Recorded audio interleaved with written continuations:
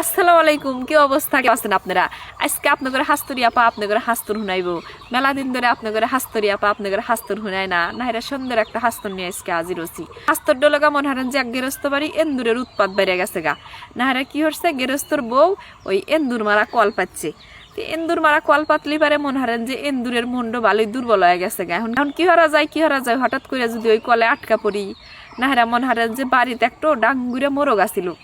তাই মোরগে যা কইতেছে যে ভাই এই বাড়িতে আপনারাও থাকেন আমিও থাকি, তাহলে আমাকে যে এভাবে মারার কল পাচ্ছে, তাহলে আর কোনো একটা সমাধান আমাকে দেন, কি করা যায় আল্লাহ কনছেন। তো ওই মোরগ মনে মনে ভাবে যে এন্দুর মারা কল পাচ্ছে, ওই কলে তো আমার কোনো ক্ষতি হবো না, আমার কোনো কিছু যায় আসে না, তাহলে এই সম্পর্কে আমি আর কি কমু। তখন মোরগ এন্দুরে কয় যে আমি তো কিছু কবের হারমু না, এখন সমস্যা হলো তোমার, তুমি চিন্তা ভাবনা হইয়া দেখো যে কি করা যায়। তখন আবার এন্দুরের আরো মন খারাপ হয়, মন খারাপ হলি পারে তখন আবার ওই গেরস্তের আসিল ছাগল।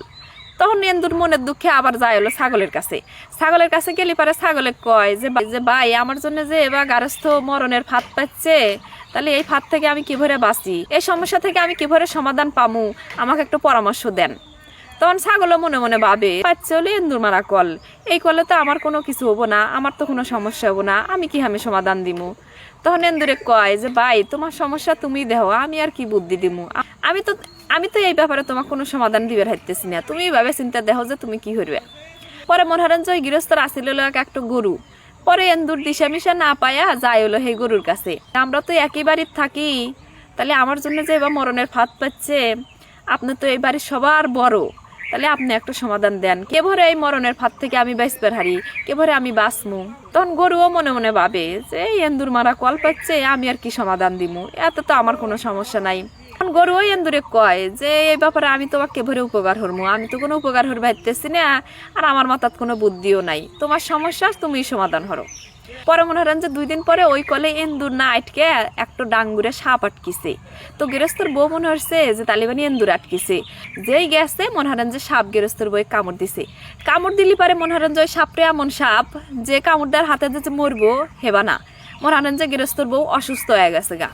অসুস্থ হয়ে গেলি কবিরাজ দেখে আনছে, কবিরাজ আইসা মনে হরেন যে যার পু হরছে, হরলি পারে কইছে যে ডাঙ্গুরে একটা মোরগ জব হরেন, এই মোরগ জব হরে সালুন আইন দে, এই রুগীকে আমি নিজে খিলামু। কবিরাজ কইছে ওই যে ডাঙ্গুরে মোরগ গেরস্তের মোরগ।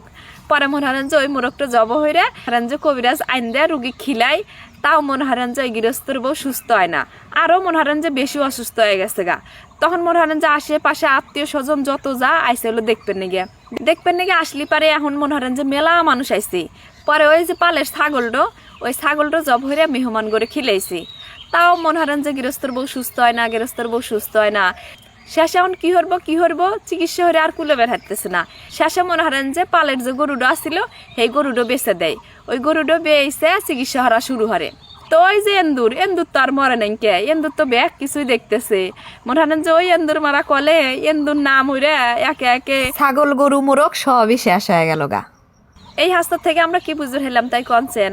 কারণ যে কেউ যদি বিপদে পড়ে আর আপনার কাছে যদি যায় কোনো সমস্যার সমাধানের জন্য বা কোনো বুদ্ধি পরামর্শের জন্য, তাহলে যেন তাকে ফিরে দেন না, কারণ আল্লাহর কত জো আছে হেরু তো আমার হাস্ত থেকেই বুঝবে হেললেন। কারণ আল্লাহর মায়ের দুনিয়ার বাইরে, আল্লাহ যে কি হরবো না হরবো হ্যাঁ আল্লাহ নিজেই জানে, বুঝছেন। তাহলে ভালো থাকেন সবাই, আল্লাহ হাফেজ।